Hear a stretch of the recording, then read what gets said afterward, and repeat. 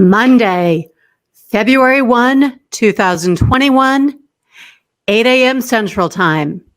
You know what that means. It's time for the Monday Morning Sales Rally.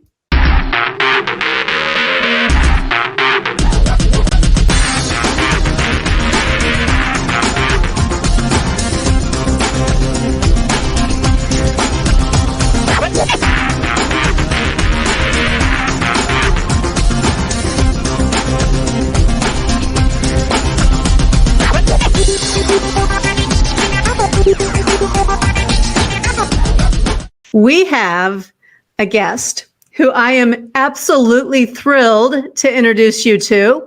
His name is Subhanjan Sarkar, and he is joining us in his late evening all the way from India. So it's not exactly Monday morning in this sales rally for him. That's come and gone. But we're thrilled that Subhanjan is here. And I want to tell you, again, by way of video, just a little bit about his show, and then we're going to hear about the show and about Subhanjan and about his company, PitchLink. So let's look at that promotional video first.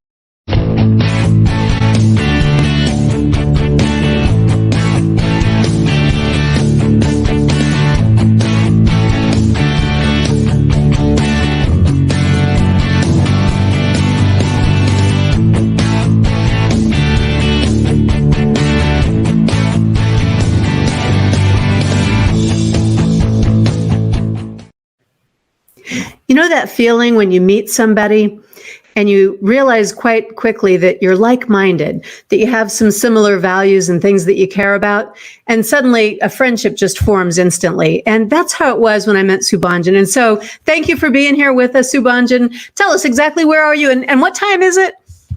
It's not too late, actually. It's 7:50 in the evening. You know, so I wanted people to see just a little bit about XO, your show on Friday mornings, because it is, to me, it speaks volumes about who you are and about how you enter into the selling space. So tell us why. Why do you care so much about the focus being on buyers? See, I mean, if a buyer is not buying, who am I selling to? I can have the best software, I can have the best car, I can have the best phone, but if somebody is not buying, I have no business in business, right? And a lot of times when I talk to people about buyers, they sort of feel that I must be anti-sellers. I mean, it's as if you're not anti somebody, you cannot be pro someone. And I find that very puzzling.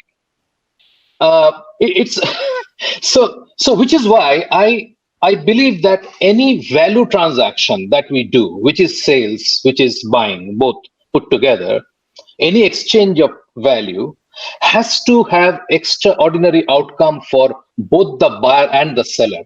If as a buyer, I have squeezed the seller so much in the quest of getting the best price or whatever, I have actually ensured that I'll never get what I have bargained for, because this poor guy is not going to be able to, deliver whatever he's telling. He will deliver because I'm not willing to pay him the price. So, I mean, of course, that's only one dimension of a transaction. Price is not everything. But the point I'm trying to make is that, A, we need to understand in the current scenario, the buyer is leading the transaction process. There is no two ways about it. But it is not a unidirectional process either. The buyer also needs to understand that although he has more power than the seller today, it's in his best interest to have the best person aligned with him so that both can come out winners and win more. Well, I love that. You know, today we're talking about how to enlarge the way that we look at anything. And so expanding our thinking about the buyer. And you just said something very interesting about leadership that I would like to underscore, because we talk, of course, about sellers being leaders and stepping into their position as leaders. And here you've said the buyer is the leader.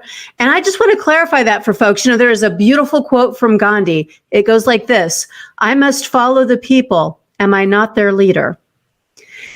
So don't mistake what Subhanjan said and what I said as being the opposite. They aren't. It's about how you define leadership. And if you are following the lead, if you are paying attention to your buyer, if you're meeting their needs, well, that makes you a leader in and of itself. So Absolutely. tell us a little bit about the show. Now, we've got your point of view, and it comes out loud and clear in the show, but give us a little bit of background about why this show and why now, in addition to the other programs that you produce for us. Well, I think if you really look at the discourse that we have around buying and selling, it is overwhelmingly focused on the selling process. And nothing wrong with it. I'm not saying that anything is wrong with that, because obviously, if you're an engineer, if you're designing buildings, you need to know your trade, right? I mean, there is absolutely no two ways about it. All of us are learners. Things are changing rapidly, technology, environment. I was just reading a Washington Post article, the aftermath of what has happened in the pandemic. One thought that is coming out is it accelerated what was already happening, right? So going remote was already underway, but the pandemic accelerated. So to your point, we need to be able to learn what we do well. There's no two ways about it. However, we are missing out a great deal on what is happening on the other side. And we believe that the buying process is very similar to our selling process, which is stage-based, but that's not correct. All the stages exist, but not in the linearity that we believe it exists. So that's the key, and the limited objective of the show is that I want to bring focus to that other side, not to take away anything from what's happening in this side. As I said, you don't have to be pro someone to be have to be an enemy of somebody to be pro someone, but we need to understand. We need to invest time in understanding what's going on the other side, and that's what the show is about. And that said, I also wanted to make it more, I mean, your vision of making the Sales Experts channel Sales TV, that sort of stuck with me, and I said we need to make this show more than a simple talking head, and we're sort of getting there. We are down 4 shows. It's still evolving. If you have noticed, we are adding bits and pieces here and there, and we'll continue to tweak it. But the fulcrum is a focused discussion on the buying process with a buyer, with some expert sellers. I'm hoping you'll join us one of these days in the show, but also add bits about news, about technology, about what great sellers and great business leaders have spoken about selling and buying. I sense that you're also creating a bit of a community there, which is something we're aiming for here too. But that newsletter is so rich with really good information for people who attend and can stay connected all week long. So one last little bit, because we move fast here on the Monday Morning Sales Rally. Let our viewers know just a little bit about PitchLink, pitch.link. So PitchLink is our SaaS, which I'm a founder of. It's a buyer-seller engagement platform, because I believe, like we were discussing the other day, and most of us do, that conversations will lead to conversions. If we cannot engage with the buyer, sale is not going to happen. The deal is not going to happen. So that's at the core of PitchLink. PitchLink is a buyer-seller engagement platform. Essentially, it does 2 things. It allows us to communicate asynchronously, pretty much what we would do in a face-to-face meeting. So it's also really, literally built for the remote first world.